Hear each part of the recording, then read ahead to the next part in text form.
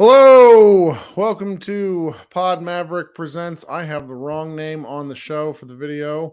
It's Kirk Henderson and Josh Bowe coming to you live for a really fun, hopefully, after dark off-season episode, because the Dallas Mavericks just pulled off what I consider to be probably one of their finest off-season moves in, I can't remember. That might be a little bit what we talk about if we're being candid. This is Kirk Henderson and Josh Bowe joining you. Josh, how you doing tonight? I'm doing okay. Second pod for you today. A twofer. Second pod for me today. And the funny part is I added you to the stream first. So you are on a different side than you normally are, but we're gonna get weird. It's gonna be great. So earlier today, it's Wednesday, I think it's Wednesday, about 9:45 on July 5th. I recorded the show with Jason Gallagher because our former colleague basically wanted to get off some takes about an ESPN tweet comparing Dirk and KG, which he was cooking and I just let him. Why not? And then I kind of figured we'd be done. I think we've all been waiting for a restricted free agency story to drop, but that had occurred earlier in the day when the news broke that the Mavericks planned to offer Matisse Thybulle a deal of some form, a sheet for him to sign. And I think that was kind of that. All of us, you, led by you, Tim Cato as well, had been sort of posturing for a fair amount of free agency that the Mavericks were going to do something related to Grant Williams, but there wasn't really any specifics other than like a feeling. Because the Celtics are probably gonna have to pay Jaylen Brown $1 bajillion. They have a huge Kristaps Porzingis contract. Like they just have a lot. Like they have a lot of salary to pay. So the thought was, all right, maybe the Mavericks offer him and restrict it and make the Celtics choose. But instead, what ended up happening today was a 3-team deal featuring the Mavericks sending Reggie Bullock and a 2030 pick swap to the San Antonio Spurs, the Boston Celtics receiving multiple second-round picks, no players, and the Dallas Mavericks receiving Grant Williams, who signed a 4-year, $54 million deal. Really great value, and 2 second-round picks. And I got to tell you, I couldn't be more pleased. I mean, we came on this show Monday, and, it was a little doom and gloom in the sense of I didn't like the deal in and of itself for what they had done so far. But to me, this Grant Williams trade is sort of the connecting piece of the offseason that pulls their draft and their free agency to date together. What do you think? Yeah, this is what we talked about, I think, when we recorded on Monday. We were talking about, like, they signed Seth, they signed Dante Exum, they brought back Dwight Powell, and we were like, those are great on their own, but none of those address why the team had such a terrible year last year. We were wondering, when is that shoe going to drop? And it has to, otherwise it would have been just really bizarre. So this was it, and like we said, we all kind of expected it was going to be some sort of forward that was a restricted free agent that they were going to acquire. I know that there was the pipe dream of PJ Washington, which now I feel bad for writing that post. I feel like I got people way too excited for something that probably was never going to happen. But I just, it was whatever. But yeah, this is a great move. I mean, this averages to about $13.5 million a year like the cap's going to go up every year. Like this deal is going to look like a steal. Even if Williams just plays how he's played the last 2 seasons for the next 4 years, it's going to look great in 3 years. I mean, it looks great now. So it's a position of need. And between the draft and free agency, we can now at least say, they looked at their weaknesses, and with the draft and free agency, they've at least attempted to address them. We don't know if it's going to work out because we can't predict the future. But hey, they got a rim protecting athletic center in the draft. They got another super athletic 6'8" badass forward in the draft, and now they've got another 6'8" forward that can maybe replicate a little bit of what Bullock and Dorian Finney-Smith did during that Western Conference Final run. But hey, he's going to turn 25 this November instead of turning 30 or 33. So the team got younger, it got more athletic, and aside from those first moves in free agency, they've all been, for the most part, defensive, athletic oriented. I don't know how great of an athlete Grant Williams is, but he's not. He's a big boy. That's kind of the thing that I'm settling on, to where we've been talking about size for a while. And like and this will only appeal to a very specific crossover set of Mavs fans, but like they remind me, like Luka and him together give me like Legion of Doom vibes, like just two big guys like coming down the lane. Because Luka's what is he? 6'8", about 240 pounds, sometimes 270 pounds on the Whataburger intake. Grant Williams, 6'6", enlisted at 235. I mean, that's two big gentlemen. I like that element, the strength, the size, because it's like the Mavericks just been skinny and kind of small for a while. The other thing that I, and honestly, I'm not like the biggest Grant Williams fan, but I will say that this is something we've been thinking about for a while, because Grant Williams himself has just really, really been projecting that he wanted to play with Luka for a long time. There was an interview he did back in January where, who was it with? I don't want to mess it up, so I'm not going to say. It's linked on the post that I did, but he's asked all these questions about Luka, and he's a Jordan brand athlete like Luka. He shares Bill Duffy as an agent with Luka. And then this year in January, he was asked a question on a podcast about who he'd start a franchise with, and he said, "I'm picking Luka for sure. Luka, just because the way he sees the game, he's been doing this for so long." And he talked in that same interview. He talked about how much like trash Luka talks. Like, there's a lot of like, you could tell there was a lot of like, I really like this guy, to Grant Williams. Now, what it does for me as well, and you covered the news piece today with this, and it's also worth talking about. The Mavericks are and Matisse Thybulle intends to sign a 3-year, $33 million offer from the Mavericks tomorrow. The Blazers people I know are very intent, saying that they think the Blazers will match. Whether they do or don't, what the Grant Williams signing did for me was kind of relieve an element of the Matisse Thybulle signing, because I'm not a Thybulle fan. Yeah. But what it did is create some margin for error for me. And that's where I was just, it's like, you get both those guys. You tell me you get Grant Williams and Matisse Thybulle for a combined $34 million or $24 million a year. Yeah. Fan-fucking-tastic is sort of where I go with this. And the thing about this also is like, if the Mavericks stop right now, let's say they don't get Thybulle, and this is kind of the guys we have to roll with, I'm very pleased with the offseason. But the thing is, I don't think they're done. I don't think they're done. Tim Hardaway still exists on the roster. Mm-hmm. If they do end up keeping the guy they got from the Kings, they can move him in 2 months if they want to. They can come to agreements soon, and this team is not done being remade. And it's just really interesting to me, because I felt like the Mavericks needed to make changes, but they were just very boxed in. And so within the elements that they had to work with, this has so far exceeded my expectations. I don't know how to talk about it.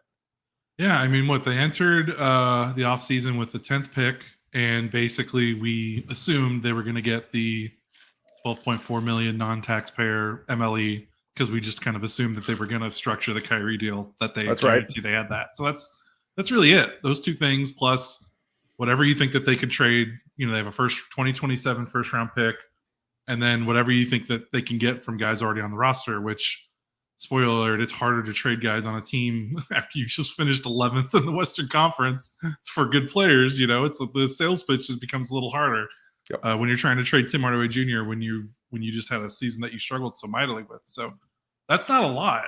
And they turned that into at least, 3 players with like 2 players from the 10th pick. 1 player. They haven't even used the MLE. Grant Williams is basically just trading Reggie Bullock and a pick swap. So they still haven't even utilized MLE. So like they're churning the roster in a way that I think we expected, but we were cautiously, we just proceeded with caution because how many years have we been saying, hey, it's time for a shakeup. This roster needs to overturn. They've kind of gotten the most out of it that they can. Let's see some turnaround, and it just kind of doesn't really happen. Maybe it happens on the margins. It happens with the 13th and the 14th and the 15th guys on the roster. But I mean, if you think about what this team was in 2019, 2020, and even the Western Conference Finals team, the only 2 guys besides Luka that are major contributors are Maxey and Powell, and there's a chance that those guys and THJ, sorry, but there's a chance that with Powell and Maxey, though, this might be the least they've relied on those 2 in a couple of years. We'll see with Powell and the bigs, but you can tell they're finally trying to get off of this core that got grown stale, and I don't think that's being too harsh because I think even the organization had kind of admitted it in their postseason remarks. So I think they would too. We've been saying we want new players, right? New right. Players. That's right. Though so you said a lot there that I want to talk about, and it's fun, frankly. But before we do that, I would like for anybody, if you could go like the stream, be very helpful to us. Go ahead and like that stream down there at the bottom of the page, thumbs up button. If you could also, while you're here, if you're new here, this is probably the most live viewers we've had in a while. Not surprising. It's the off season, and not to mention, as I have read from some of the YouTube comments, people are already sick of my shit. If you are interested in the show, go ahead and hit the subscribe button. I really like reading what people have to say, even if it's my favorite was a woman today who just said, it's like you're not for me, which I don't blame you. Sometimes I'm not for me either. But I'd really like if you subscribe to our show. We go live fairly frequently, and it's a lot of fun to talk Mavs. It's a lot of fun to complain about the Mavs because sports is complaining. But you know what? It's also a hell of a lot of fun to praise the Dallas Mavericks. And in this regard, I think that what they've done in this offseason to date is one of the things we've complained about for the better part of 3 years is we feel like multiple guys were playing up a spot or 2 relative to their talent versus what the Mavericks needed from them. And what I find particularly interesting is with the signings that they've made, at least with Grant Williams in specific, and maybe future signings as well, is it allows guys to kind of play in their particular role. Right off the top of your head, where do you see Grant Williams playing? 3 or a 4? He's probably the starting 4 because there's no way they want to get Max because it's either him or Maxey, and I don't think they want to start I wouldn't want to start Maxey. Yeah. So my guess is right now it's Luka, Kyrie, and then I don't know that third spot's either going to be whoever's left of THJ and Josh Green, Grant, and then insert, is it Powell? Is it Derek Lively? Is it someone they trade for? So a lot of optionality, yes. I think, is the key. And that's what's interesting to me. A lot of people in the chat are kind of still hoping for another trade for a center. I have kind of vocalized my desire for the Mavericks to go ahead and keep playing, just play Lively as much as possible. I think Jared Allen's probably a little too rich. I personally, at the moment, don't want to see them move off the 2027 first round pick. I would like to see them kind of hold an element back. I think the Mavericks have improved enough right now to where they don't necessarily need that. Now, if they do, all the better. I'm not going to complain about that either. I just like the makeover to date to where I sort of want to sit with it for a while. Now, I know that's not how this works. I know they're probably going to do something different, and I'll probably be just as happy to talk about that. I want to see the rookies play. That's sort of where I settle. I want to see Josh Green and Jaden Hardy play. And you're going to have to sort of figure out minutes for them. Yeah. That's the big question, because the things we talked about on Monday in terms of the guard and the big logjam still exists because they swapped Bullock for Grant Williams. So I'm still, wondering where the minutes for Seth and THJ and Green and Hardy when Luka and Kyrie are going to be playing so much at guard. So that's why, I still, that's part of why this move with Williams is so nice, is that they don't have to play Russian roulette or whatever with the restricted free agency and just hope that, Boston doesn't match and ruin what they want to do. They've got them. They didn't have to give up, I think, a piece that hurts them. Swapping him for Bullock that's an upgrade. They still have THJ to trade. They still have Hardy. They still have Green if they want to. I don't think they will. But with Exum and Seth, THJ and Luka, there's still something that I think they're probably trying to do, because if they go into training camp with all those guys, that's going to be really tough. Yeah, that's going to be just tough for minutes. Like even if you like all those guys, they can't all play. Not all those guys can be 20-minute per game players, and I'm sure a lot of them want to be. So we'll see. I think there's still probably one more move to go. Maybe it doesn't happen before training camp. Maybe it happens at the deadline. But man, there's so much smoke about Hardaway being traded. I feel like they have to relent eventually. Maybe they don't get the perfect deal, but they do need to consolidate a little bit more, I think, to make the roster make a little bit more sense. But at least right now, there's not a gaping hole at 4. Like they have players that can fill the spots, at least to do a serviceable job.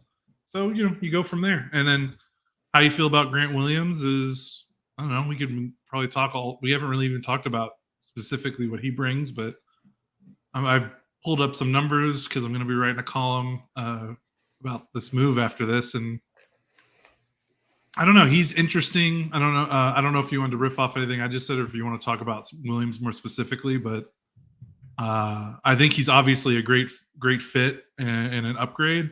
I do hope Mavs fans don't get a little too, I mean, it's fun. This is the time for everyone to get excited, but he's not necessarily the cure to all their ills. So I'll just say that, while also still being a really good acquisition.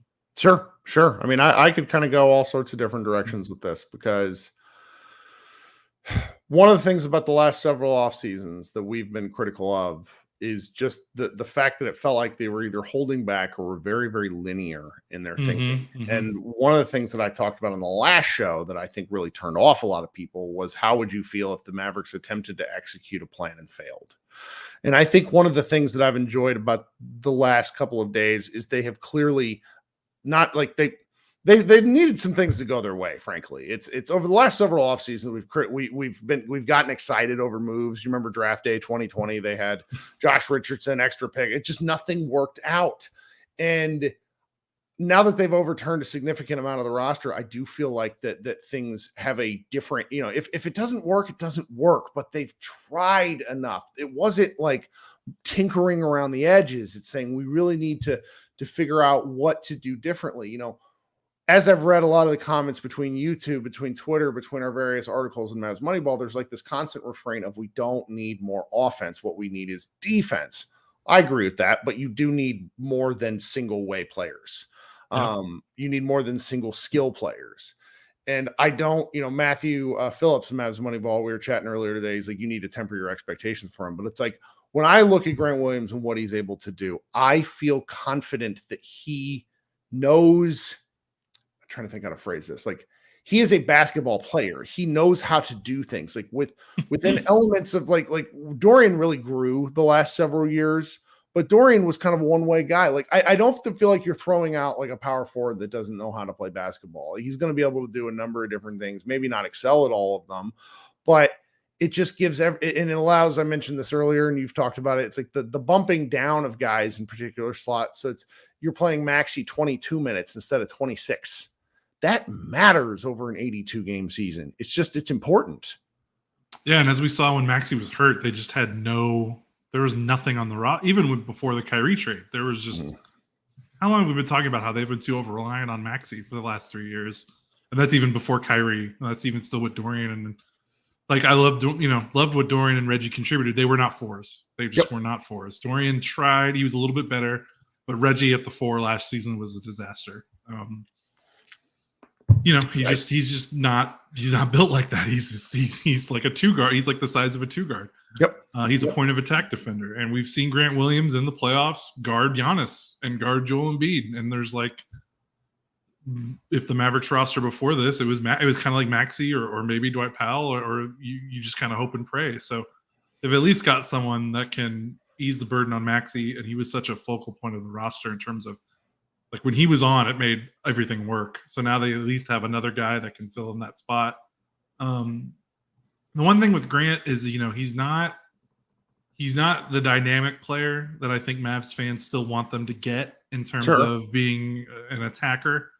He's obviously not a playmaker, but he only averaged have it up. In the regular season, this last season, he only averaged 2.4 drives per game, which is right around the number that about Dorian did last season, to give some perspective. So anything under 3 from a starter, unless they're like a primarily just a big man, is pretty concerning. Not concerning, but it's just like it's not great.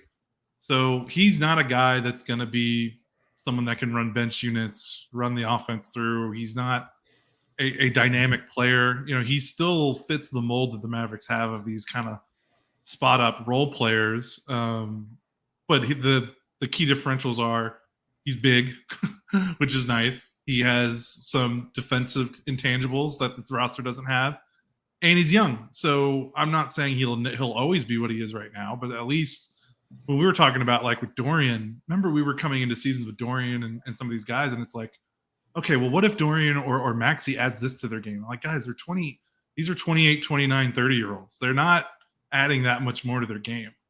Grant is still in a position where he can add a little bit more to his game. So I wouldn't necessarily rely on that, but where he is, he's going to bomb away from 3. The one thing about Boston, they took a lot of threes, but like they didn't really have a true setup guy. Tatum got better, and Smart and their trio of guards were okay, but Luka's another level of 3-point shot creator. So yes, it's going to be contextualized. Yeah, it's going to be night and day difference for him in terms of getting shots.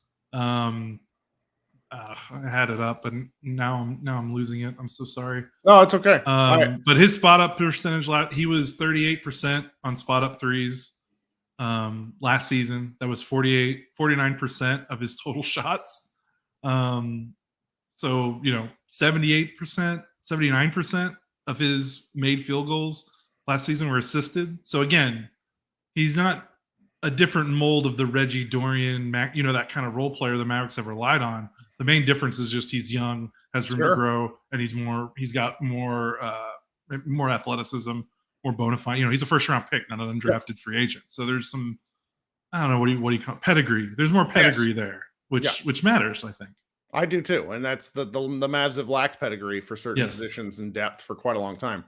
Okay, so because I'm in a celebratory mood, I saw my man Kevin Gray down there in the comments was supporting us. We really appreciate that. So I just thought I'd invite him on up here. He's down here. I'm going to put him up right now.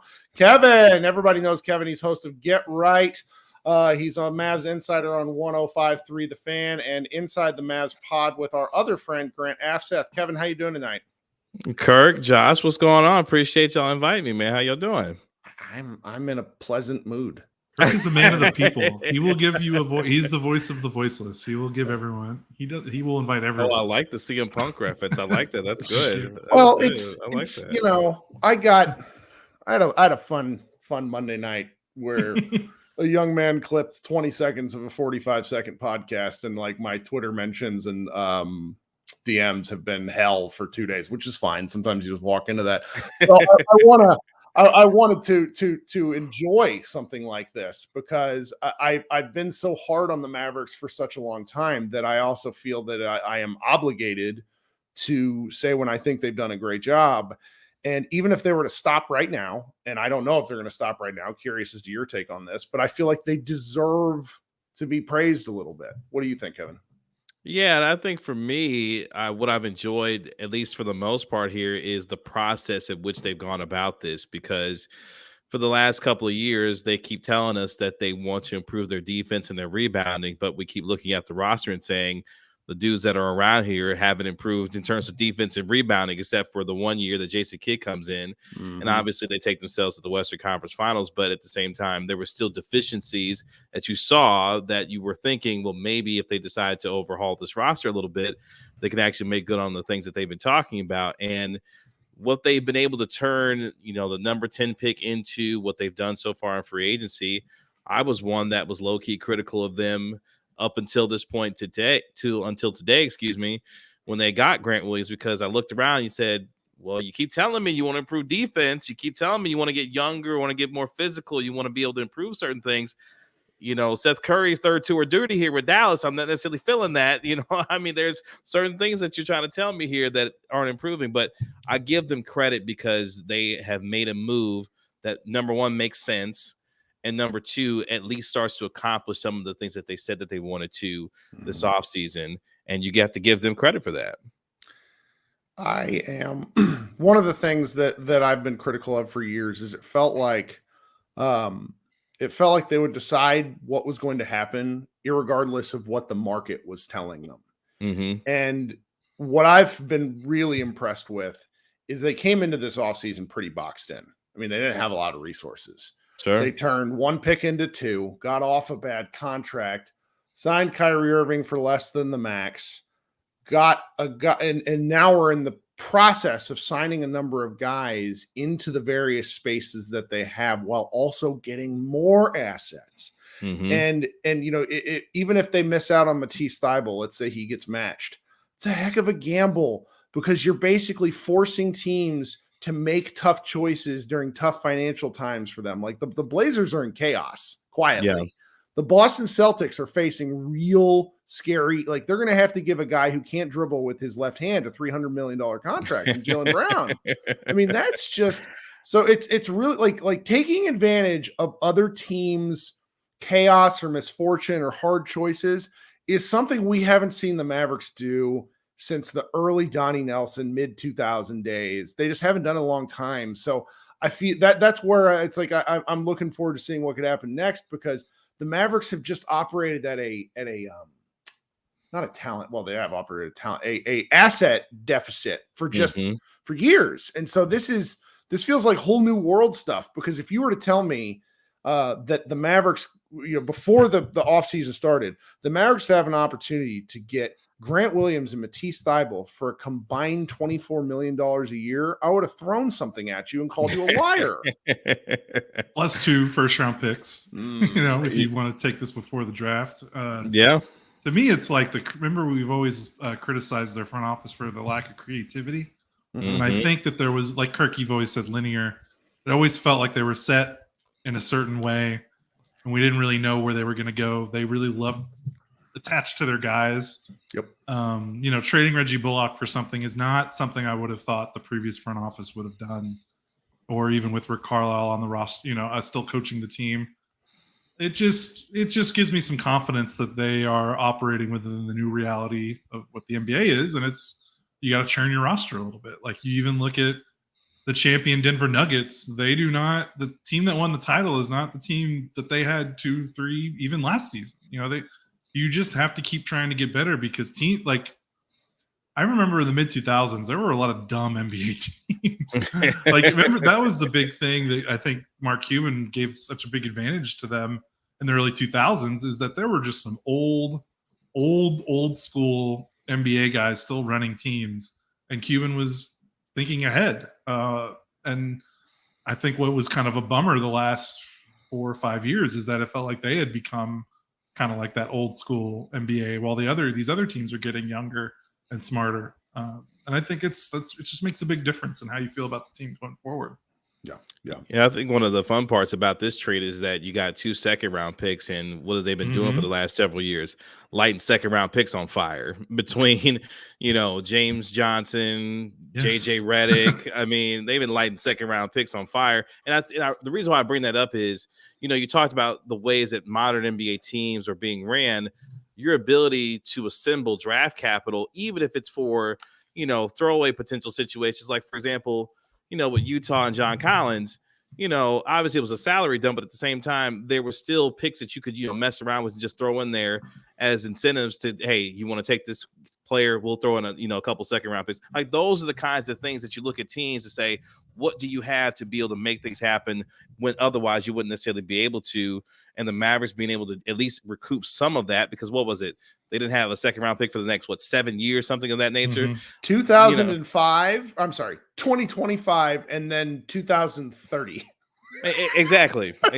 So at least you're able to recoup some draft capital here. And I think that's just another point, to your point, Josh, about how modern teams are being able to move forward. And the Mavericks are now, at least it appears, moving towards some of that direction.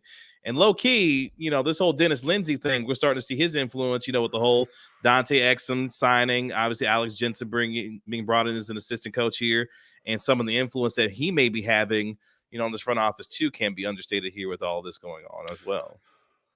Well, first I need to take a brief moment to do some self-promotion for our show, in that I want you to hit that like button. We've got over 90 likes at this point, which is fantastic, but there's 300 of y'all listening. If you could also go ahead and subscribe to the show. For those of you who are listening on the podcast the next day, I would also appreciate it if you subscribed and left reviews and that sort of thing. Also, guys, remember, head on over to Kevin Gray Sports and subscribe to his show as well on YouTube, and to hear him on 105.3 The Fan. Man, you work all the time, Kevin. God, I'm just looking at your schedule. That's exhausting. Imagine what my wife tells me when she sees my schedule. Good luck. Exactly. The only reason I'm able to record tonight is my wife's out of town. She just messaged me. I was like, can't talk podcasting.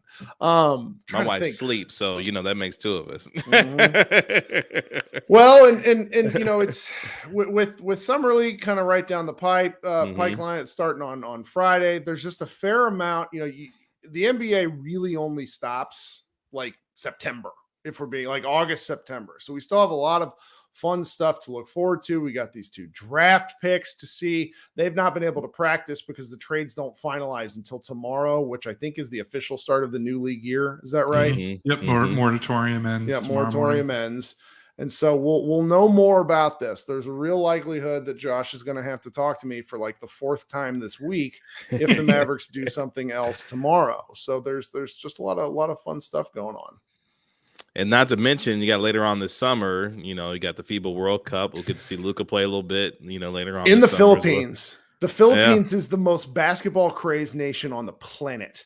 Yeah. Gosh, what was that? I cannot remember that guy's name. We had him on a summer league team, and our page views for Mavs Moneyball were just like spikes whenever you had his name in the headline. It was truly remarkable. I want to say, as of right now, the third most traffic we get, or the country ranks third in traffic, it's Philippines. I think it's nice. It's a USA, then it used to be Germany, obviously, and then it's Philippines. I think Slovenia has overtaken Germany now, but we've had Bobby Parks Jr. Thanks, Zebby. That's a great pull. There are a lot of Mavs fans in the Philippines. Just a great country. There are a lot of all over the world. That's one thing I have discovered is covering this team is there are a lot of Mavericks fans all over the world, and it's kind of wild and nuts to see, where people are listening from and how much they love this team in all different parts of this big old world out there. That's right. Well, Kevin, do you have anything upcoming that you would like to plug? I love plugging for people, but your schedule better than me. What are you thinking? No, I appreciate that, man. We just dropped a new episode of Inside the Mavs tonight, reacting obviously to the whole Grant Williams trade and everything else there. Got another episode that's going to drop tomorrow evening. Had a chance to talk with Jaden Hardy before he sets off to Summer League. So I had a nice conversation with him. So drop that pod tomorrow. It was actually going to drop tonight, but obviously, had to pivot. So doing that. And then next week, be on 4 times next week on 105 through the Fan, because it's the All-Star break for the Rangers. So we'll be on Monday through Thursday of next week on 105 through the Fan, myself and Reg, from 7 to 11. So you could check us out there. And I'm all over Twitter at Kevin Gray Sports. Same with my YouTube channel. And of course you can download the Inside the Mavs podcast wherever you get podcasts for free. You're the man. Thanks for hanging out with us. Thanks for the invite, man. Hey, sure. Look, I know you from Missouri, like myself, or you. I was born in Missouri. Yeah, exactly. So shout out to the Chiefs. Even though I'm a Cowboys fan, shout out to the Chiefs. I know you're a big Chiefs guy. Yep. In fact, poor Josh, he has to deal with me every September. He's just like, can you just? At one point, he was like, can you just not? During the season, when I was just like really, it's great. It's what kind of luck did you walk into that your 2 favorite teams have Luka and Patrick Mahomes at the same time? great. Can't be up when they It's both good to be stop. Kirk. I'm just gonna have to give up sports. All right, Kevin, we'll talk soon. All right, appreciate it, guys. All right, Josh. So what else? What else is there? Anything that we kind of need to cover? Because it's just a lot of, frankly, just some joy, some speculation. Is there anything on the Thibault related front that you would like to hit? I think he stinks. I'm not a Thibault guy. I'm sorry. Yeah. But I do understand. Like you said, he makes so much more sense with Williams on the roster. If this was their big forward acquisition was Thibault, and he's really not. He's like 6'5". He just has a long wingspan, so he's not someone that can play the 4. I did a tweet earlier today. He averaged like 2 drives per game last season with Portland and shot like 26% on those drives. He is the definition. Say that number again.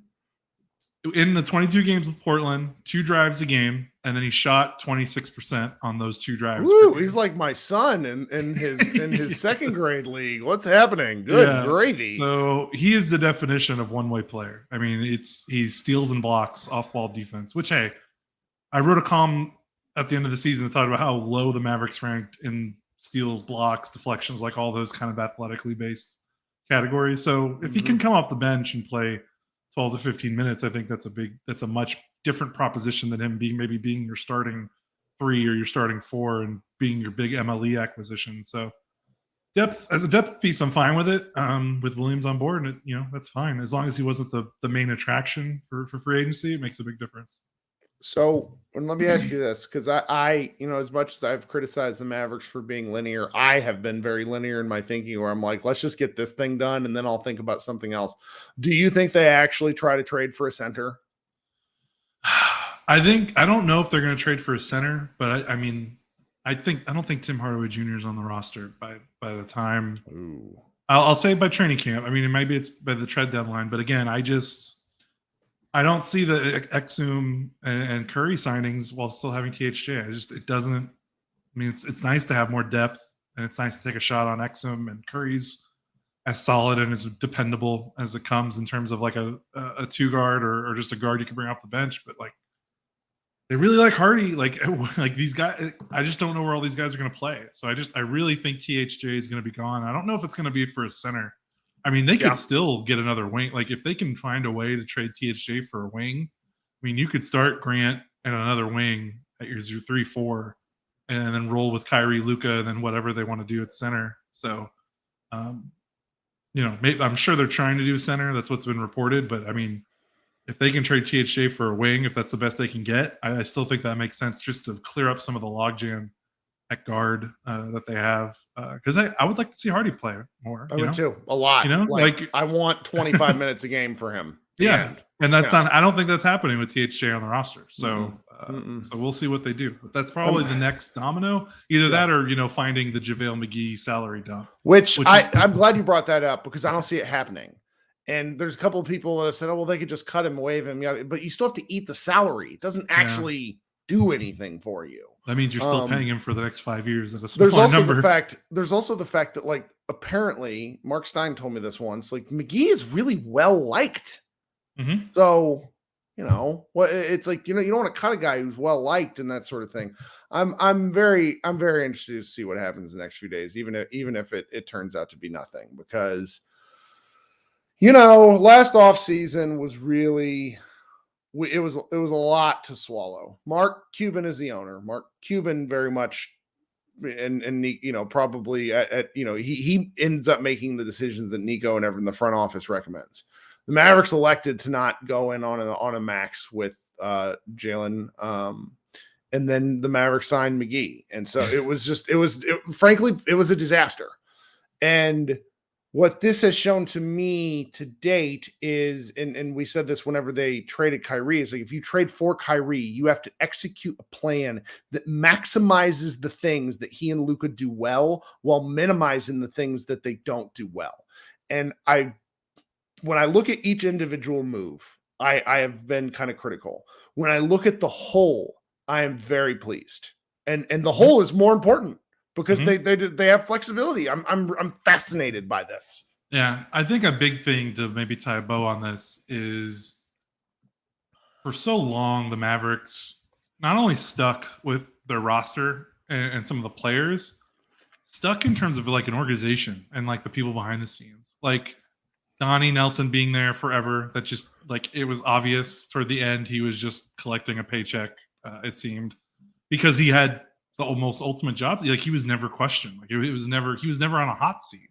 And he was so good with the media that he bullshitted everyone all the time into believing whatever was going to happen. And you think about like the turnover they've had, Harlabob's gone, Donnie's gone, their cap guy that they had for like 20 years. Longer than that. It was since the guy, and like you the felt 90s. It was the guy we kind of, Keith Grant. Yeah. I'm just saying, like, I'm not trying to criticize. I'm just saying, like, he retired and they brought in the Nets cap guy who was like really highly regarded.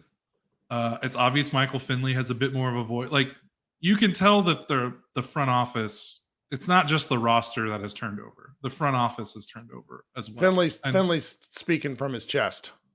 Yeah.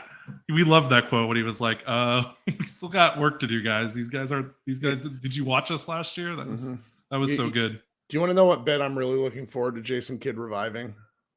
Oh, we have we're a young team. We're a young team. They are a young team now. Pretty important. Yeah. At least we'll be right now as opposed to in the past. Yeah. Well, it depends. Let's see how much Prosper and Lively, like if they're not playing. But I mean, even still, you go through Grant, you go through Luka, like guys that are under 25. It's fascinating. Yeah, it is. It's nice. And again, that's another thing, like building on the Luka timeline. Like even the Western Conference Finals roster, as much as fun that roster was, that was not on the Luka timeline. Like that roster had an expiration date, and we kind of saw it last season. Chance talked about this. One of our guys right in the comments talked about this. One of our writers did it the night of the first bit of free agency.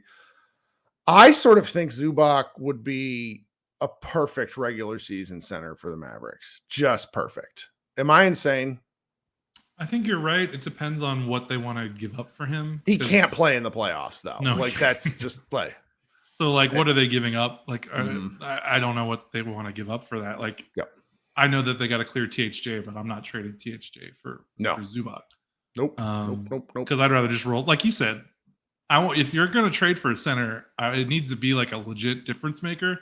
Otherwise, just give Lively his 6 fouls, however long it takes, and let's roll with that. So, like, I wouldn't hate it, but I would want more of if they're going to trade for a center, I would want a little bit more of a difference maker, I think. Okay. So, that's fair.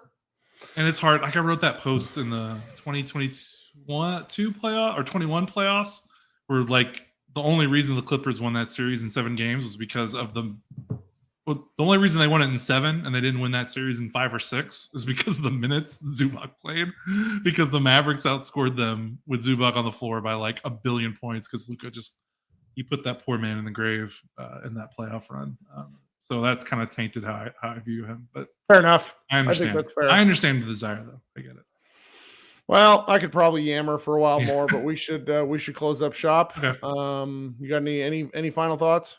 No, it's good to be excited about new young players that fit the Luka timeline. It's nice. That's right. Guys, and I promise I'm happy for once.